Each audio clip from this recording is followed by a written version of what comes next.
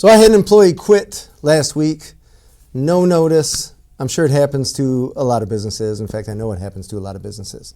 The interesting thing with this particular employee quitting is that I was not surprised, which I'm sure many of you have been to as well. In this case, she sent me a text, long, babbling text, but essentially the gist of it was her saying that she would never be the person that would do this, though she was exactly the person that was literally doing it. The interesting thing was this is a super bubbly person, very smart person. This woman had a lot going for her, but she just ended up being essentially that pendulum swinging the other way. So we're going to talk today about the red flags in hiring, because I found out way too expensively, I guess, how to learn about those red flags. Welcome to Diary of a Worthy Pursuit. How to get what you truly want in life and business. Yeah, and I think we've all been here and have these stories, but you seem to be doing a lot of hiring lately, so I feel like you might be an expert in this area. I'm excited to hear your stories. Yeah, I feel like I'm learning too much, I guess, as far as what not to do, which I suppose you learn by mistakes. It's one of those things. But yeah, sure. And it's also, I guess that's not to say that I don't have great employees, because I do have quite a few that are incredible. Right. In fact, I would dare say that currently at this moment, all of them are incredible. But that's only because I helped get rid of one, and the one, I guess, left.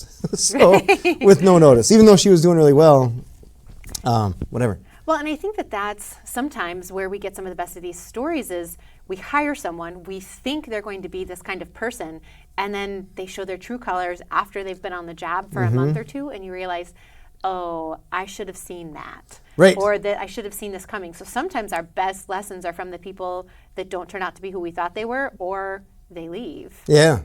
You know, it's challenging, I guess, especially in what I have going on, because we need butts and seats to actually do the work, which I suppose you do for any business. But I've found that I have 20 to 30% more employees to make up for the people that are either slacking or not showing up, calling in, quitting, whatever. Which means that you have to either raise prices or make less money. Yeah. So it means you have to raise prices. Right. Which is tough, but it's universal. It's across the board. Well, and it's that whole 80-20 rule, right? So 20% of your staff is going to be awesome and is going to carry 80% of the weight, but you still need to do the rest of that work. So you need some of those mediocre players, as long as we don't get those kind of mailing it in folks, you know, and I think that's what we're ultimately trying to avoid.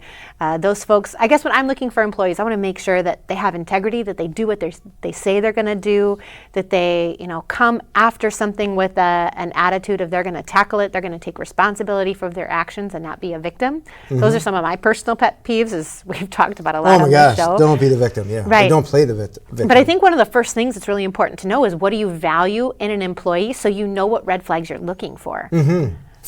Fair, totally fair. You know, it's interesting. I used to look for skill set in computer stuff, right? Because you're going to be at a desk working at a computer. Right. I don't mean necessarily coding, but just I hired someone that didn't know how to copy and paste, didn't know what copy and paste was, and I'm like, how do you not know this? But whatever. It's just one of those things where that's part of the game, but a bigger part of the game is just their personality. Right. And how they interact with other people. Including, or you could argue, I suppose pretty strongly, how they interact with other people remotely. As we're communicating, all my employees are work from home. Right. So they're communicating over instant messaging for the most part, which means it's typically written word.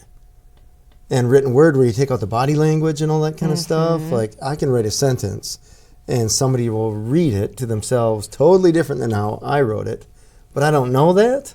Right. Because you don't have this, like, how did you interpret that sentence? I have this running joke with my sister, and again, love my mother, she's a very loving person, but she cannot text because she'll say things and we read it and we're like, is she upset? Did she just like get run over? What? Like, this is so passive aggressive. And then you call her and she's like, hey, how's it going today? And she's so bubbly and you're like, this doesn't compute. This doesn't match. And you're like, funny. oh, you're just not good at text. All right. So how do you, I guess, what is the difference? What is she doing? I think that she doesn't use periods, and she doesn't use pronouns all the time, like, gotta go, call you later.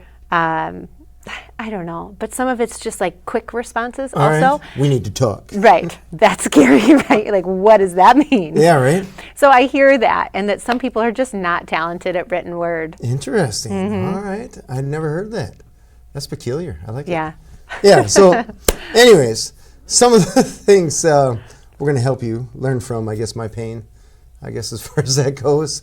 One of the things I was thinking about as we were talking about this, I guess the first point about showing up, was we use an online thing to get a bunch of people applying, and I'll get hundreds of applicants. Wow. Which you're like, yay. And out of those hundreds, let's just say it's 300 that I'll get over the course of, I don't know, 3-4 days, something like that. Okay. Even ballpark 100 a day, average. Sure. Out of those, maybe 5 will be worth pursuing. Oh, wow. Which is, we have, one of the things that we have them do is a customer service test. Okay. Which I feel like I've taken this test and I got scored expert, yay. But anyone can. I'm pretty sure, well, I thought anyone could. Right. But it's one of those, like the barrier to entry to see if you're worth taking the time to interview. These are questions, multiple choice. And be like, if somebody walks into the store, what do you do? Do you hide in the back? Do you keep staring at your phone? Do you say, hey, how can I help you? Or do you say, hey, Yeah. right? A, B, C, or D, right? And to me, this is like super easy. Right. What's the ideal one? No problem. I think it would be C. I don't remember what I said there. Yeah, But fair. See. at any rate, people are failing, like getting Fs essentially, Wow. that test. I had one woman, I think she was a woman based on her name. She reached out and said, hey, I didn't get an interview and I was wondering why. And I didn't respond. Because I'm like, I'll let you know if you get an interview, right? Because I'll send you an email saying, hey, you get an interview. But I Right. can't respond to each individual one because we have hundreds. Right. So I don't know that she realized this or cared. But anyway, she kept sending like, hey, I haven't got an interview. And so I said, hey, you didn't get an interview because you didn't pass this test. And she got mad at me and wrote this little tirade email, which I thought, that's ironically funny.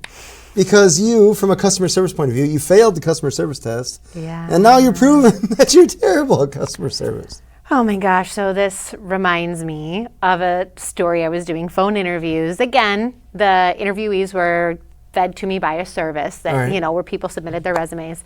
And the person was just buzzword dropping the whole interview. Oh. So it was a marketing position. And they're talking about, I can SEO that, I can do the backlinking, I can work on building your authority, blah, blah, blah, and all this, I can, but nothing about how or what they've done or stories that they've actually accomplished that. And so at the end of it, I sent a very generic statement of, thank you so much for spending time with us. We're heading in a different direction, really appreciate, your interest, or some generic statement, right? And what I got back was, very snarky. I knew I shouldn't have wasted my breath on you. This interview was absolutely terrible. It's clear you have no integrity. I was like, whoa, let's get a little defensive here. But then what I thought was so interesting was, are you projecting? Are you projecting how you feel to me because you knew that interview didn't go well and you knew that you didn't have the credibility and that came through? So that'd be a red flag I would add to this. Is, Yeah. Can they really do what they say they can do? Because as I prodded into, okay, but how are you going to do that? How would you move this customer from A to B? It was well, I can do Just that. trust. And I can do this, and I can do this. And it was like, all you're doing is dropping all the buzzwords. I can't understand your ability. So that was a huge red flag. And luckily, I saw that one coming. Yeah, I don't that's always smart. see them, but that one I saw. Interesting. I like that. One of the things that I use is how seriously they're taking the interview. Yeah. So they have interruptions, how they're dressed. Just if they're, I have a lot of interviewers that come in, they're in their car with their phone. I even had one woman that was driving during the interview where you could see, she must have the phone in her cup holder or something like that. So you just see the chin shot. And you can hear traffic and stuff like that going by. Like, you are not even remotely close to trying to invest the time into this interview. Right. Yet we are. Right. So, and this could be supposedly your livelihood. Well, it's a priority thing, right? If you're willing to make this a priority, then I will make your next interview or hiring you a priority. But yeah, it's so interesting when that doesn't match. Yeah, an hour of your life, you can't just find a quiet place. There's Right. libraries, whatever, I don't know where you have to escape, but something. I had another woman, I ended up hiring her, but she ended up leaving because she's crazy. She actually took the interview while she was on break at her current job, her then current job, I should say. And she was like, okay. And she was answering the question in whispers. So she was in a conference room, but it must have been next to other offices, and she didn't want them to hear that she was looking for a job. So it's one of those like, I guess it's kind of like working with what you got, but then she's like, I got to run and get the phone quick kind of thing. Oh, no. So it's a weird... That's a weird dynamic, right? Like, I can see someone wanting to move past where they are, you know, and usually you want a next job lined up before you quit said job. Still, that makes it extremely awkward for you. Yeah. I think this goes into another red flag that we talked about before, which is this idea of blame. So one of these questions that, you know, I have asked in the interviewing process before is, why did you and your last company decide to part ways? And I don't know if that's a PC question anymore, but you can certainly also ask, what did you like about your last company? All right. How did you best or what do you want in a boss that's going to help you excel? So questions like this to try to suss out, like, how are you going to work? And what didn't work at your last place? And hearing people say things like, well, I just feel like I had no direction. There was no path created for me. I feel like there was a vendetta against me. The boss really didn't appreciate my work. And it's like, oh, that's all about them. Right. But what was your role in all of that? And this goes back to, again, the victim mentality, but that whole like, well, I'm going to blame this terrible circumstance on you. Yeah, there was a star employee making the company tons of money. Right. And the company still said, oh, we hate you. We're going to make your life hell. Oh, no, I'm not going to give you a raise. Yeah. Right. Right. Two sides to every coin, right? Exactly. But, you know, it's a good opportunity to see how someone views themselves. I ask, why did you leave your last 3 positions? Oh, interesting. And I'll get interesting answers because you can tell nobody wants to admit being fired. So, and I've been fired before. It's not the end of the world. Well, what do they say? What kind of things? They'll just say that we left on our own terms or something like that. Or I found this other position, and you look at their resume, like you found that other position 3 months after you left that other one. So they'll say stuff and just dance around it. Okay. Whatever. But if they left for, like, I left because of a move, or I left because I got this other job that was more in my field, or left because I was chasing a quarter an hour, whatever. Sure. Usually they'll say something like that. Okay. But I take that back. I haven't had anyone say anything about chasing money, even though they probably did. Interesting. Yeah. But they never admit to being fired, or I should say rarely admit to being fired. Yeah. And they, if they do admit to it, typically it's 20 people were laid off, or a new manager came in and cleaned house kind of thing.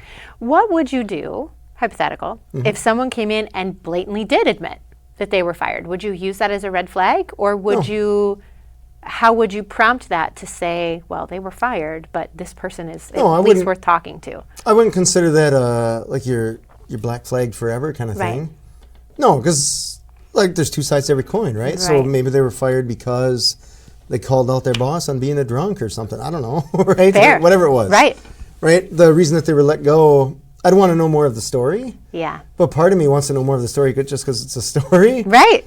And another, I guess, part of that, to hear the story from them. Right? Why do you believe that you're fired? Because I guess when I got fired, it was not, I guess it was kind of a surprise, but I deserved it.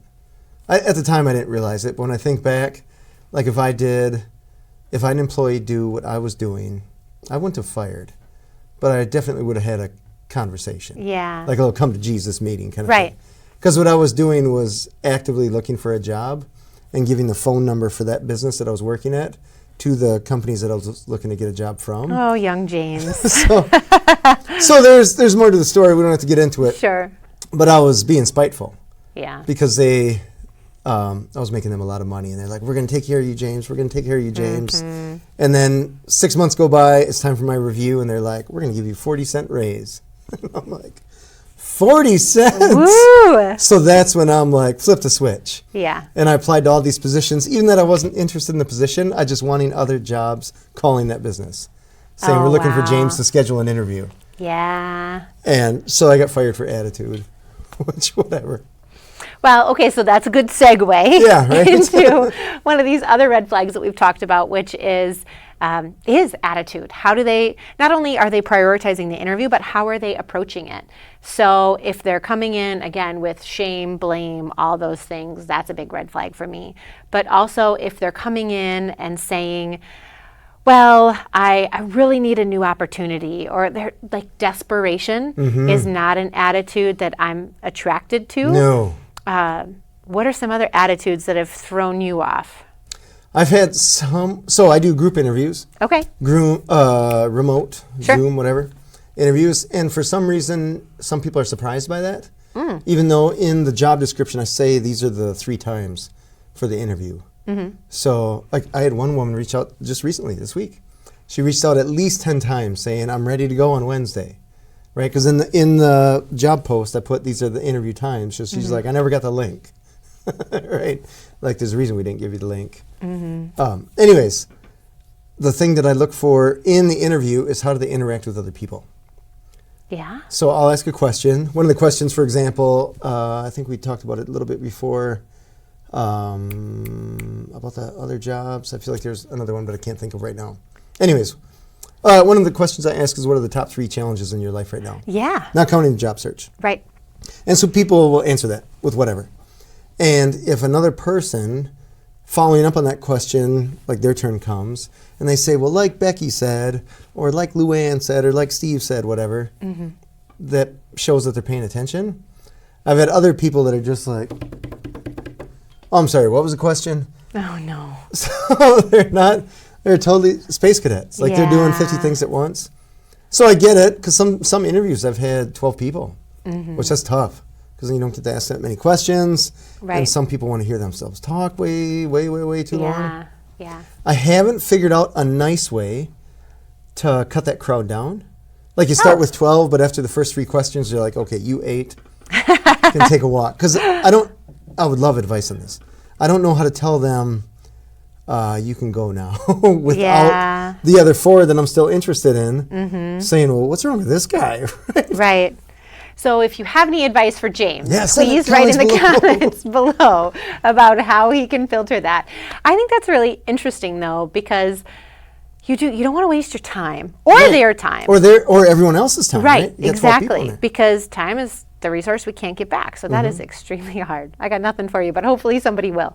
Another attitude thing that I've experienced is, they're just coming in and they're talking about how hard their life is. Before you even ask the challenge question, like, well, I got COVID and then I was out for 2 weeks and then my dog got sick and then this happened. And yeah, I get that. A lot of things happen in life, but it's about how you're responding to it. So if we only have a half hour together, how are you going to use that half hour? Are you going to use it complaining to me? Oh, fair. I feel like if they're complaining on the interview, it's not going to get any better. No. And they might be one of those toxic personalities that then just poisons your whole team. And if you can find those before you introduce them to the team, awesome. Sometimes you can't. But yeah, very true. It's interesting talking to my existing employees that went through the interview process that we do. I had one employee recently tell me, I knew who you were going to hire within the first 5 minutes. And this is my rock star, stellar, holy cow, I will throw rose petals on the ground for you employee that I have. And she's like, within the first 5 minutes, I knew. The other ones, I'm just like, you guys are morons.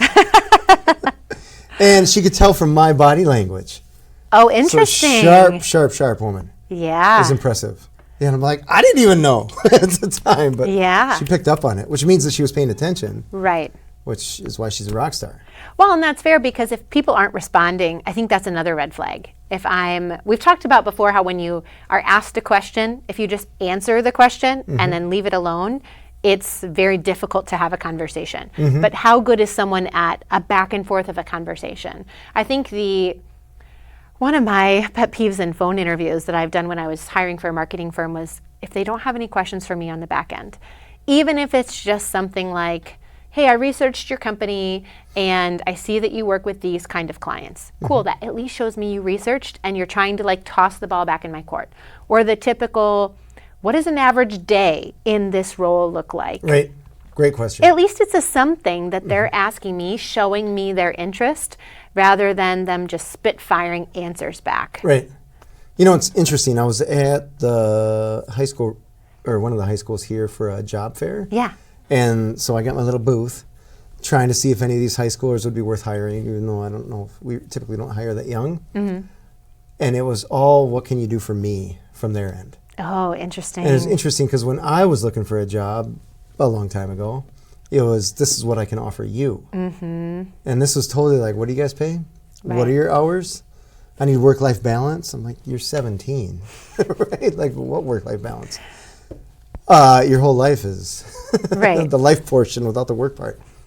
So it's interesting how that dynamic has shifted, where it's just like, what can you do for me from the employee to the employer versus the other way around? And I'm like, I'm the one paying you, right? You're not paying me. Right. So I got like, what am I buying? If you want to pay me to employ you, Right. give you a place to come Yes. after school, I'd be happy to do that Right. for you. I can do all kinds of cool stuff Right? for you. Exactly. Work-life balance all day long. So we had talked before about this question, though, of people saying, well, what's the average day like in this role? But what we had found as we were kind of swapping stories is that sometimes people come in with a different expectation of what the role is than what you have in mind for them. Totally. And I had a situation like this where we hired someone. She was a remote employee. We went through the whole interview process. She talked about all this experience. She seemed like she was going to be a rock star. But she wasn't very good at presenting in front of clients. So lesson learned there. Oops. But also, she thought the job was going to be 4 to 5 hours a day. 5 days a week, but 4 to 5 hours a day. And she had a toddler at home. Now, I have kids. I'm fully supportive of if you want a flexible job so you can go pick up your kids early or do the said thing. Sure. But I was then like, after the fact, how could we have caught this? How could we have recognized this on the front end? So the question that I plan to ask in the future is, what do you think a day in the life of this role will look like? And then I'll tell you what it will look like. Yeah. Because I think it's interesting to have that comparison. Because if you tell me up front, like, well, I plan to work from 8 to noon and then go have some lunch and walk the dog and read a book and go pick up my kids at 3 o'clock, that's a very different situation. Right. You know, it's interesting. I have a hard time, but I try to consciously think of what that potential employee is going through. Like they've whatever applied to hundreds of jobs, because I think online now you can just click, Right. send resumes to millions of places, and they've looked through countless job things that are probably those job descriptions are probably trying to sell them on the job. So it's just constant advertisement, so to speak, of Right. these jobs. And it's one of those things, like, I imagine they get mixed up in their head, Fair. right? I applied for this one where it was a dog wash thing. I applied this one as a car wash thing, whatever. So maybe they get blended up somehow. You're a kind soul for You're an thinking automatic car wash for dog, or automatic wash for dogs. Something. Like, no. But Right. I try to put myself in their shoes to just try to think, like, what have you been through? So one of the questions I ask is, how's the job search going? Okay. Which is very interesting, because I mean, it used to be, I've been searching for 2 hours and I got an interview. But now it's like, I've been searching for weeks. And part of me, I want to dig a little more, and depending upon how many people we have in the interview, I do, to try to figure out, like, why haven't you? Is it because you haven't found the perfect, like, no one's offered me $5 billion a year? Right. Or is it so many people have seen the red flags where I'm trying to take care of my baby and work from home kind Right. of thing? Or is, like, what is the common denominator? Or what is the reason that you haven't been hired? And I had one woman yesterday, who I'm having a second interview with today, Okay. who said, my resume doesn't show, I feel like my resume doesn't show what all that I can offer a company. Tell me more. So she had, she's vet tech, Okay. and she works at, I think, a family farm or something like that, works at a racetrack somewhere. And when talking to her, she's very presentable, right? She actually, it looks like she dressed up for the job interview, which most people have cats crawling on them. Almost literally. Anyways, she essentially it showed me that she had confidence Yeah. in her ability, but also the resume is kind of a weird thing, Yeah. because you're just like, these are the dates and the places that you worked. That's it. And from that, we're supposed to garner whether it justifies hiring you. When there's way more, like, what's your personality like, right? How do you put that on a resume? Right. And be honest, right? How would someone Yeah. answer that? I'm awesome. So, hot tip for anyone watching this isn't necessarily a red flag, Yeah, but right? one of the things that I have seen that has stood out and has been an opportunity for me, like if I've seen opportunities come up in my prior career, is sending a video and saying something like, I actually think we talked about this when I first interviewed on one of your shows, that sending something personal and showing your personality and your confidence and how you hold yourself is really helpful in trying to get an interview or encourage someone who you might want to hire. So I did this for a couple roles in my past, and I've started doing it as I'm trying to go out and get podcast guesting or speech opportunities. But I think if you included this as a staple in the hiring process, it could be a good opportunity to see some of these red flags before you invite them to a group interview or spend some of these times. And even if it's just a 2-minute, tell me a little bit about what you're looking for and why I should hire you. Oh, that's and great. Then send this link. Everybody's got a video camera in their pocket. They can do this, and they can store it somewhere and send it to you. Right. But I can see people pushing back. I'm being my own devil's advocate of, well, now you can see that person, and what are your stereotypes of how you would judge that person based on what they look like or how they talk. But I think you can tell so much more from an interview that you're right, you can't get from a flat piece of paper. I do have them call in and leave a voicemail. That's cool. Because I want to listen to their voice to make sure that it's a voice that, if I heard that, I felt like this would be helpful. And someone that would take care of you. Yeah. Right. Because if I hear somebody that mumbles as bad as I do or has a crazy Southern accent, that's going to be a turnoff right away because a lot of our clients are Midwest based. So they're going to know, like, oh, you're not in the office. You are in the deep, deep, deep, dark swamp of Mississippi or something like that. Right. So they're little things that I'm sure they're a nice person. I'm sure they're smart. And maybe if it was an answering service in Mississippi, great, could handle it. Right. But in the Midwest, it's just we need a long A's from the Midwest. Right. Let's talk about it. Yeah. That's my long O, about it. I didn't pick up on it until my Canadian brother-in-law, he started pointing it out. And I was like, oh, interesting. Even though he says A after almost everything. A different A. Yeah. Right. What are we going to do, eh? All right, so a couple other challenges, red flags to spot when you're hiring are just some things related to, I guess we talked a little bit about attitudes, but I just want to go back here for a minute, the polarizing attitude. And that idea that they come at the job interview with either intense positivity and not even talking about why they're a good fit. I'm so excited for this role. I think this would be great for my experience, blah, blah, blah. But they never really get into the nitty gritty. They just come at you with like this big positivity punch. Because to your point, the pendulum will swing the other way. Yeah. Or the opposite, they come at you with all of, here's everything that's gone wrong in my life. Here's, how I can, it's not even necessarily the gone wrong, but more of the, here's how I need this. Yeah, or just a dark cloud over them. That's a really great visual. Some people that just, right? Yeah. And we're in the business of helping people. And I can't imagine like an ambulance driver showing up, right? You've been hit by a car and they're like, hey, are you okay? Right? So it's an energy thing. Totally an energy thing. How much energy do they bring? And does it feel authentic? That's the thing. Because I have been on the phone with plenty of customer service people where you can tell it's a front. I call the credit card company and clearly they're going from a script, and that's fine, but it sounds like you're really frustrated that you lost your credit card. I'm sorry about that. How can I help you? Right. Well, you could be a little bit more frustrated with me that I lost my credit card again, or whatever the thing is. Yeah, sound like a human, not a robot. Right? Yeah. It's interesting talking about the polarized attitudes, because I've had two, including the story here, two extremely positive people. We talked about the most recent one, but one before that, she ended up being crazy psycho and tried to get a lot of employees to quit. And I reached out to her and I'm like, what happened to the person that I interviewed? The positive person that I interviewed. Yeah. And she's like, that was a front. I knew I wouldn't get hired if I wasn't happy. And I'm like, why don't you just... And she considered herself a depressed person. I'm like, well, you can put that front on all the time if you want. Like if you want a positive life and you know how to fake it. Right. What's wrong with just faking it all the time? Or if you just want to keep a job, Yeah. fake it at least while you're on the phone. Yeah. It was very interesting because I go back and watch that interview and I'm like, whoa, sociopath. That's so interesting, though, that you record those interviews and that you can go back and see it. Because, again, I think some of our best lessons are from who didn't work out and why. Right. What could we have seen? You can go back. Well, sometimes also when I'm interviewing, 6, 12 people at a time, Yeah. I don't pick up on everything. And I'll go back and watch them or just listen to them.